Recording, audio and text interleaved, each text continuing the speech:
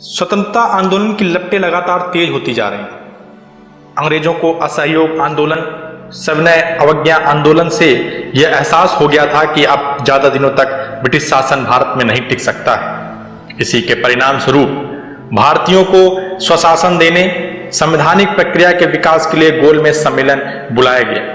जो प्रथम गोलमेज सम्मेलन 1930, द्वितीय गोलमेज सम्मेलन 1931 तथा तृतीय गोलमेज सम्मेलन 1932 थे, जो कि इंग्लैंड में आयोजित किए गए। डॉक्टर भीमराव अंबेडकर देश के करोड़ों वंचित और दलितों के प्रतिनिधि के रूप में गोलमेज सम्मेलन में शरीक हुए थे। प्रथम गोलमेज सम्मेलन में डॉक्टर भीमराव अंबेडकर के भाषण ने कांग्रेस तथा कट्टरपंथी हिंदुओं के रोंगटे खड़े कर दिए थे। उन्होंने हिंदुस्तान में जातिवाद की पोल लंदन गोलमेज सम्मेलन में खोल दी थी। ब्रिटिश सरकार को डॉक्टर अंबेडकर की हर एक बात माननी पड़ी। ये डॉक्टर अंबेडकर का ही हुनर और संघर्ष था कि उन्होंने रैमजे मैकडॉनल्ड को कम्युनल अवार्ड स्वीकार करने और मजबूर कर दिया। आज के वीडियो में हम डॉक्टर भीमराव अंबेडकर की प्रथम गोलमेज सम्मेलन के लिए रवानगी से लेकर राउंड टेबल कॉन्फ्रेंस में उनके द्वारा दिया गया ऐतिहासिक भाषण के एक एक शब्दों को विस्तार में बताएंगे। प्रथम गोलमेज सम्मेलन के लिए रवानगी 4 अक्टूबर 1930 को वायसराय ऑफ इंडिया नामक जहाज से डॉक्टर भीमराव अंबेडकर लंदन पहुंचे। परंतु उस समय की कांग्रेस नहीं चाहती थी कि उन नेताओं के माध्यम से जो उन्हें मान्य नहीं है, उनसे ब्रिटिश सरकार भारत की समस्याओं पर बातचीत कर समाधान कर सके। प्रथम गोलमेज सम्मेलन में कुल 89 प्रतिनिधि शामिल हुए थे। इस सम्मेलन में कांग्रेस ने भागीदारी नहीं की थी। इस सम्मेलन में 13 प्रतिनिधि ब्रिटिश सरकार के तथा 76 सदस्य भारतीय रियासतों, राजनीतिक दलों, अल्पसंख्यक समुदायों तथा दलितों के प्रतिनिधि शामिल थे। प्रथम गोलमेज सम्मेलन के प्रमुख प्रतिनिधि की सूची निम्नवत थी, जहां पर मुस्लिम लीग के प्रतिनिधियों में मौलाना मोहम्मद अली जौहर, मोहम्मद शफी, आगा खान, मोहम्मद अली जिन्ना, मोहम्मद जफरुल्लाह खान ए.के. फजलुल हक थे।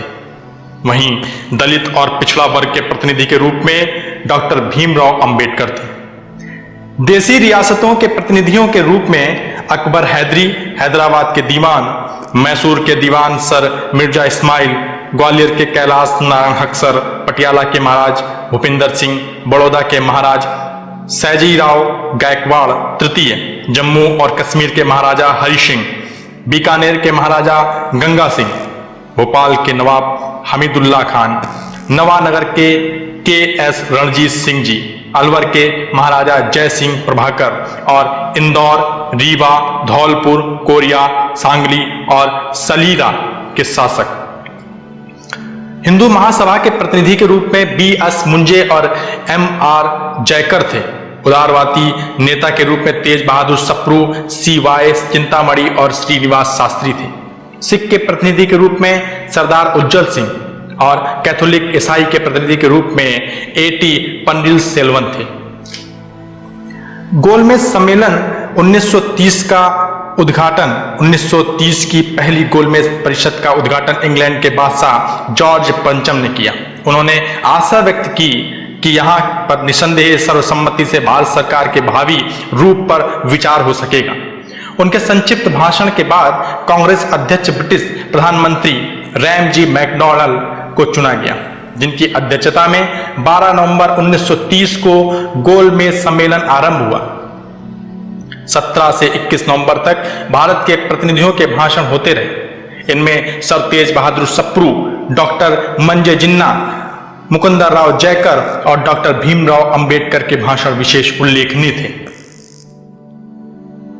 डॉक्टर अंबेडकर का संबोधन वो जिससे अंग्रेजों के कान खड़े हो गए थे।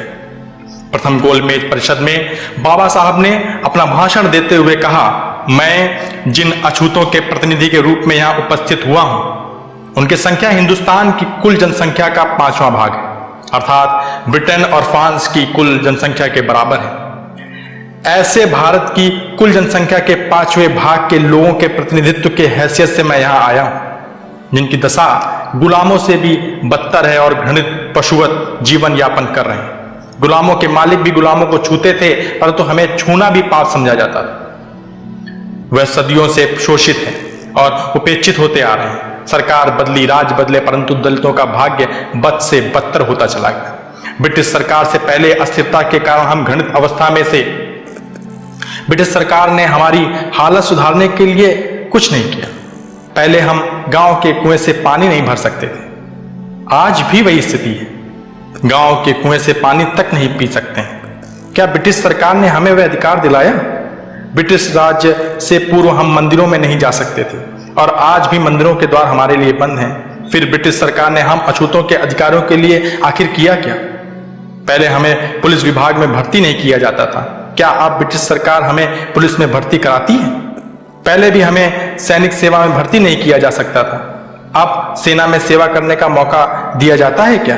ये सारे प्रश्न ब्रिटिश सरकार से डॉक्टर अंबेडकर ने पूछा और डॉक्टर अंबेडकर की यह बात सुनकर ब्रिटिश सरकार के लोगों के रोंगटे खड़े हुए। इन प्रश्नों से किसी का भी उत्तर हाँ में नहीं दिया जा सकता।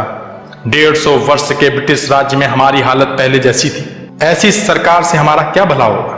आज अछूत भी वर्तमान सरकार के स्थान पर जनता के लिए जनता का राज्य चाहते हैं। मजदूर और किसानों का शोषण करने वाले पूंजीपति और जमींदार की रक्षक सरकार हम नहीं चाहते। हमने दुख स्वयं दूर करेंगे। इसके लिए हमारे हाथों में सत्ता की बागडोर होनी चाहिए, क्योंकि यह वह सरकार थी जिसने पूंजीपतियों पर ध्यान दिया, जमींदारों का ख्याल रखा, परंतु जिसने मजदूर व दलितों की ओर मुड़कर भी नहीं देखा। वे पहले भी शोषित होते रहे और उपेक्षित ही बने रहे और सामाजिक कुरीतियों और अंधविश्वासों के अंधेरे में गिराए और ढकेले जाते रहे। ब्रिटिश सरकार चाहती तो कानून के द्वारा उनकी रक्षा कर सकती थी, लेकिन उसने ऐसा नहीं किया, जबकि उन्हें चाहिए था कि सामाजिक आर्थिक स्थिति में उसी प्रकार बदलाव लाए जा सकें जिस प्रकार राजनीतिक स्थिति में किए जाते रहे। ऐसी स्थिति में कोई भी संविधान काम नहीं कर सकता जब तक कि वह बहुमत द्वारा ही कार्य ना हो। बहुत समय बीत गया जब आप हुक्म चला कर फैसला करते थे और भारत उसे स्वीकार करता था। अब वह समय लौट गया, अब वह वापस नहीं आ सकता। प्रथम गोलमेज सम्मेलन के अपने तेजस्वी भाषण को जारी रखते हुए डॉक्टर भीमराव अंबेडकर ने औपनिवेशिक स्वराज्य की मांग का समर्थन किया और ऊंच नीच के भेदभावपूर्ण हिंदू समाज की पद्धति का उल्लेख करते हुए उन्होंने कहा कि भारत में एक ऐसे खास विधान की जरूरत है जिससे प्रतिकूल परिस्थिति में भी अछूत समाज उन्नति कर सके।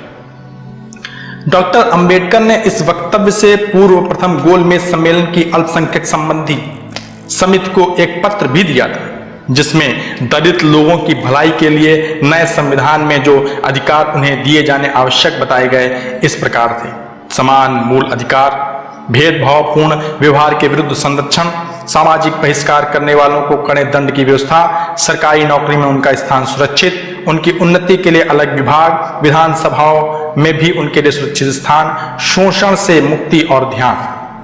प्रथम गोलमेज सम्मेलन के परिणाम स्वरूप डॉक्टर भीमराव अंबेडकर ने जो भाषण दिए, मांगे रखी, वे भविष्य में भारत के संविधान की मजबूत नींव रखने में मील का पत्थर साबित हुई।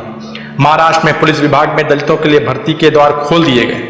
ब्रिटिश सरकार ने विभिन्न क्षेत्रों में अछूतों के लिए कानूनी अधिकार तय कर दिए।